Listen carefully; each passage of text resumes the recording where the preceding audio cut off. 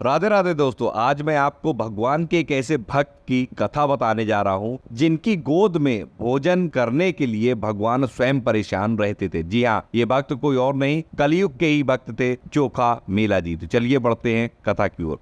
चोखा मेला जी महाराष्ट्र के एक गृहस्थ संत थे। वो बड़ी मेहनत से गृह निर्माण कार्य से जो धन मिलता था उससे गुजारा करते थे, तो उनके पास कुछ ही रुपए होते थे। एक दिन वो अपने घर के ठाकुर जी की सेवा के लिए सब्जी लेने जा रहे थे। उन्होंने देखा बाजार में बहुत बड़े बड़े केले रखे हुए थे। देखते ही उनके मन में आया कि यह केले विट्ठल भगवान को बहुत अच्छे लगेंगे। उन्होंने सब्जी नहीं ली, उन्हीं पैसे से केले ले लिए। उनको मंदिर में अंदर प्रवेश का अधिकार नहीं था, तो वे दरवाजे पर खड़े हुए आवाज लगाई कि विट्ठल भगवान को केले का भोग लगा दीजिए। भगवान के कुछ सेवकों ने उन्हें धक्का मारकर बाहर कर दिया। उन्होंने कहा, तुम क्या समझते हो, 2-4 बार प्रभु का नाम ले लिया तो इतने बड़े भक्त हो जाओगे कि तुम्हारे हाथ का छुआ हुआ भोग भगवान पा लेंगे। चोखा मेला जी को इस बात से बुरा नहीं लगा कि उनके साथ दुर्व्यवहार हुआ।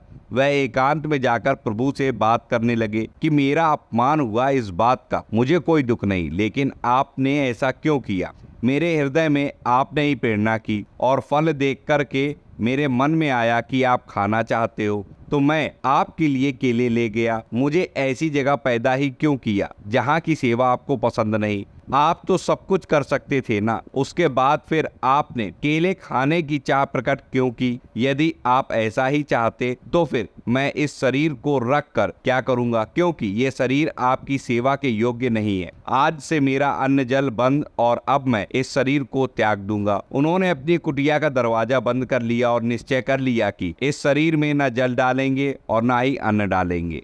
जैसे ही मंदिर में ठाकुर जी को शयन कराया गया, ठाकुर जी वहां से बाहर निकले। ठाकुर जी ने चोखा मेला जी की कुटिया के बाहर जाकर उनका दरवाजा खटखटाया। उन्होंने बड़ी अमृतमयी वाणी से चोखा मेला को आवाज लगाई। चोखा मेला जी एकदम आकर्षित हुए। उन्होंने पूछा, कौन है। ठाकुर जी ने कहा, चोखा मेला, बहुत भूख लगी है। जैसे ही दरवाजा खोला तो सामने नवकिशोर अवस्था के ठाकुर जी खड़े थे। आनंद समुद्र प्रभु को सामने देखकर चोखा मेला जी आह भरकर रो पड़े। प्रभु ने कहा, रोने धोने का समय नहीं, मुझे बहुत भूख लगी है। चोखा मेला जी के पास जैसा भी था उन्होंने वैसा आसन बिछाया और कहा, विराजिए। ठाकुर जी ने कहा, नहीं नहीं, आसन पर नहीं, तुम्हारे गोद में बैठकर खाऊंगा। ठाकुर जी ने कहा, वो जो केला लाए थे ना, वो ले आओ। चोखा मेला जी बोले, हाँ प्रभु, मुझे अपमानित करके भगा दिया गया तो वो रखा हुआ है। ठाकुर जी अब चोखा मेला जी की गोद में बैठकर केला खा रहे थे। प्रभु बोले, आज जो स्वाद मिल रहा है वो मुझे मंदिर में लगाए हुए भोग में भी नहीं मिलता। रुक्मणी जी को भी पता चले कि मेरे प्रेमी जनों द्वारा दी गई वस्तु में कितना स्वाद है, इसलिए आप मुझे 2 केले रुक्मणी जी के लिए दे दीजिए। ठाकुर जी ने बाकी सब केले खा लिए और चोखा मेला जी से कहा,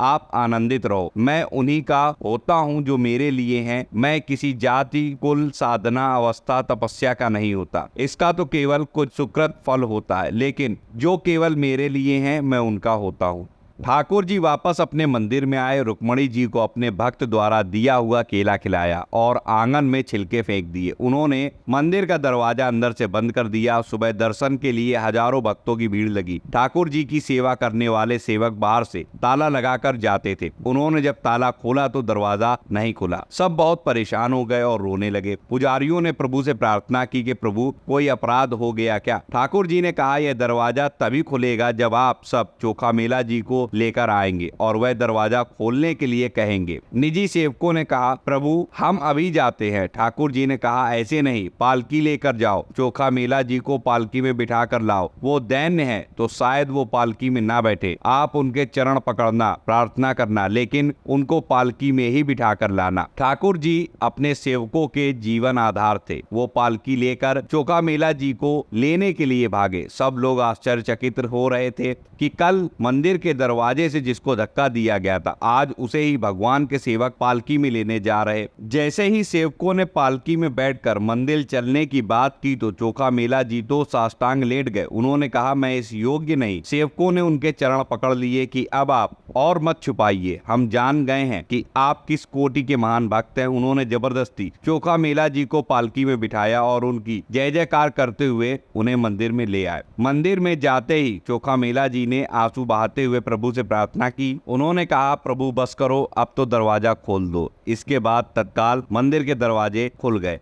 चोखा मेला जी की एक छोटी सी सेवा ने चमत्कार प्रकट कर दिया। यदि हम आठों पहर प्रभु की भक्ति करेंगे तो कैसा जीवन होगा, यह आप स्वयं विचार करके देखिए। आशा करता हूँ ये कथा आपको पसंद आई होगी। वीडियो अच्छा लगा हो तो लाइक करिए, चैनल पर नए हैं सब्सक्राइब कर लीजिए, कमेंट में जय श्री राधे कृष्ण जरूर लिखिए। इस वीडियो को ज्यादा से ज्यादा शेयर करिए। मिलता हूं अगले वीडियो में नई जानकारी के साथ। तब तक राधा वल्लभ, श्री हित हरिवंश।